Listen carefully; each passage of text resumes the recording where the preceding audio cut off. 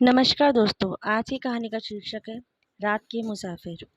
अंधेरी काली रात एक सुनसान सड़क पर जहां भूले भटके कोई गाड़ी आ रही थी, अचानक मालिनी की गाड़ी ने धोखा दे दिया।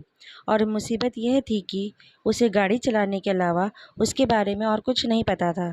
अब उसे महसूस हो रहा था कि उसे रात के वक्त सफ़र नहीं करना चाहिए था। जहां उसके मोबाइल में सिग्नल नहीं आ रहे थे, वहीं किसी गाड़ी को रोकने से भी घबरा रही थी, क्योंकि उसे इस बात का डर था कि कहीं किसी से मदद लेने के चक्कर में वह कोई और मुसीबत मोल न ले ले। तभी एक लंबी गाड़ी उसके पास आकर रुकी। क्या आपकी गाड़ी खराब हो गई है? मालिनी जी पता नहीं क्या हुआ है, स्टार्ट ही नहीं हो रही। प्लीज़ आप देख लेंगे? सॉरी मैडम, मुझे गाड़ी के बारे में कुछ ज़्यादा मालूम नहीं है, लेकिन आप कहें तो मैं आपको कहीं छोड़ सकता हूँ। आप कहाँ जा रही हैं? मालिनी मैं दिल्ली से आ रही थी और जयपुर के लिए जा रही थी कि गाड़ी ने धोखा दे दिया। अरे मैं भी मथुरा जा रहा हूँ, आपको छोड़ दूंगा, आ जाइए। मालिनी गाड़ी में बैठने से घबरा रही थी।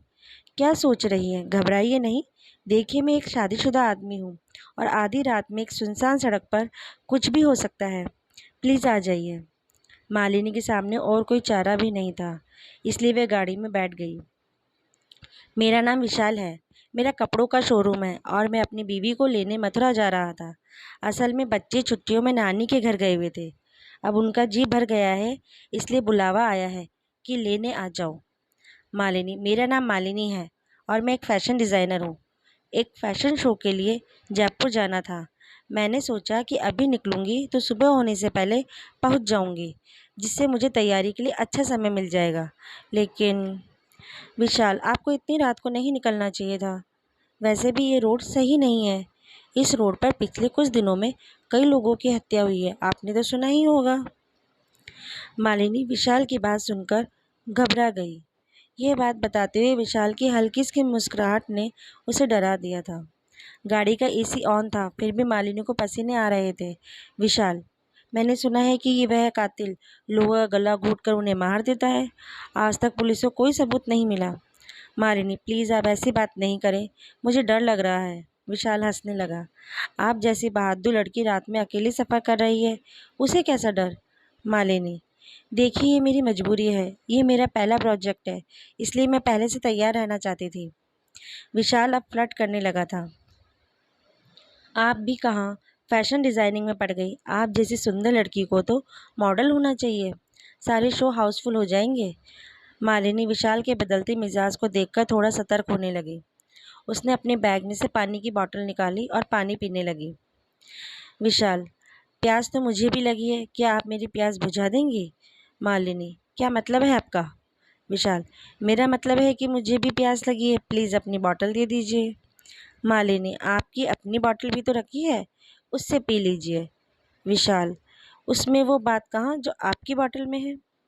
मालिनी देखिए मेरे साथ ऐसी बातें नहीं कीजिए, नहीं तो मैं गाड़ी से उतर जाऊंगी। विशाल अरे आप तो बुरा मान गई, मैं तो मजाक कर रहा था। विशाल ने मालिनी से बोतल ली और पानी पीने लगा।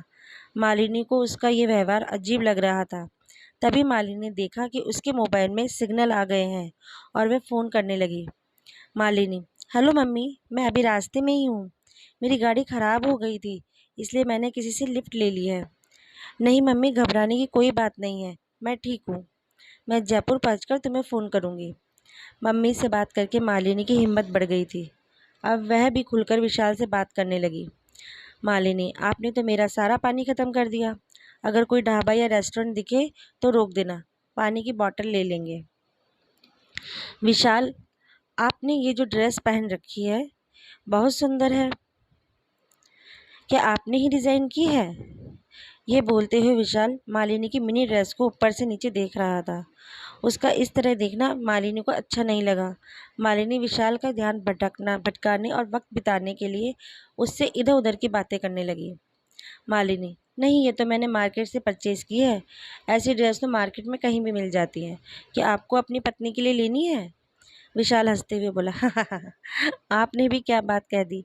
ऐसी ड्रेस में तो आप जैसी लड़कियां ही अच्छी लगती हैं। मेरी बीवी में तो आप जैसी दो बन जाएंगी।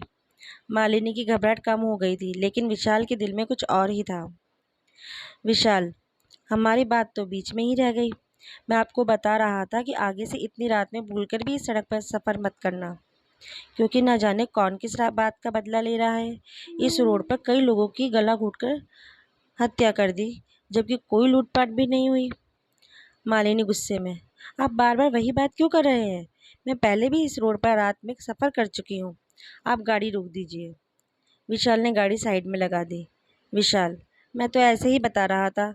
मुझे लड़कियों को डराना अच्छा लगता है, लेकिन आप पहले इस रोड से कहाँ गई थी? मालिनी, ये बात कुछ महीने पहले की है। मैं और मेरी मम्मी इसी रोड से अपने मामा के घर आगरा जा रहे थे। उस दिन भी इसी तरह गाड़ी खराब हो गई। वहाँ एक गाड़ी आ गई जिसमें 3 लड़के थे। मैं अपनी मम्मी के साथ थी तो बिल्कुल नहीं घबरा रही थी। उन्होंने हमें लिफ्ट दी। हम भी गाड़ी में बैठ गए, लेकिन बीच रास्ते में वह लड़के मेरे साथ बदतमीज़ी करने लगे। हमने विरोध किया तो उन्होंने गाड़ी एक सुनसान जगह पर रोक दी। मेरी माँ ने उन्हें रोकने की बहुत कोशिश की। विशाल बीच में बोल पड़ा, ओह, तो अब आप मुझे डराने की कोशिश कर रही हैं, लेकिन यह चाल मुझ पर नहीं चलने वाली। मालिनी, ये कोई मजाक नहीं है। उन्होंने मेरी माँ को चलती गाड़ी से घेर दिया और मेरे साथ गलत काम करने के बाद मुझे भी मारने की कोशिश की, लेकिन किसी तरह मैं भाग गई। कुछ लोगों ने मुझे हॉस्पिटल पहुँचाया। जब मुझे होश आया तो पता चला कि मेरी मम्मी की मौत हो गई है। मैंने उन लोगों को ढूंढने की बहुत कोशिश की, लेकिन उनका कुछ पता नहीं चला। फिर मैंने फैसला किया कि इसके जिम्मेदार वह लोग हैं जो अकेली लड़की को देखकर उसे लिफ्ट देने के बहाने उसे इस्तेमाल करने की सोचते हैं। इसलिए मैं पिछले कई हफ्तों से तुम जैसे लोगों का इंतजार करती हूँ और उन्हें मार देती हूँ। विशाल खांसते हुए, मजाक बंद करो। तुम जैसी लड़की क्या किसी को मारेगी? मालिनी, मुझे लगता है तुम न्यूज़ अच्छे से नहीं देखते। मारने वालों को गला घोंटने से पहले जहर दिया गया था, जिससे ताकतवर से ताकतवर को मारना आसान हो जाता है। विशाल की हालत बिगड़ने लगी। "उह, लेकिन तुमने मुझे जहर कब दिया? मैंने तो कुछ नहीं खाया। मालिनी जोर से हंस के बोली, हा हा हा हा हा। मैंने बोला था ना, अपनी बोतल से पानी पी लो, लेकिन फ्लर्ट करने के चक्कर में तुमने मेरी बात नहीं मानी। विशाल, मेरी हालत बिगड़ रही है। प्लीज़ मुझे बचा लो, मैं ऐसा आदमी नहीं हूँ। मालिनी, मैं ऐसा आदमी नहीं हूँ। बस अकेली लड़की देखी और हो गए शुरू। क्या तुमने एक बार गाड़ी से उतर कर देखा कि मेरी गाड़ी खराब भी है कि नहीं? तुम्हें तो बस मुझे अपनी गाड़ी में बैठाने की जल्दी थी। क्या तुमने ये देखा कि मैं एक शो के लिए जा रही हूँ और मेरे पास एक छोटे से बैग के अलावा कुछ नहीं था? क्या तुमने मदद करने से पहले एक बार भी मेरे घर वालों से बात करने के बारे में सोचा? नहीं, क्योंकि तुम तो रंगीन सपनों में खोए हुए थे कि कब मैं मानूं और तुम गाड़ी किसी होटल पर लगाओ। जब तक मैं जिंदा हूँ, तुम जैसे लोगों को उनके अंजाम तक पहुँचाती रहूँगी। इतना कहते ही माली ने हंसते हुए अपने बैग में से एक मोटी रस्सी निकाली। विशाल असहाय पड़ा ये सब होते देख रहा था। धीरे धीरे उसकी आंखों के आगे अंधेरा छाने लगा। समाप्त। आपको ये कहानी कैसी लगी, हमें कमेंट बॉक्स में ज़रूर बताएं। धन्यवाद। चैनल पे नए हो तो सब्सक्राइब ज़रूर करिएगा।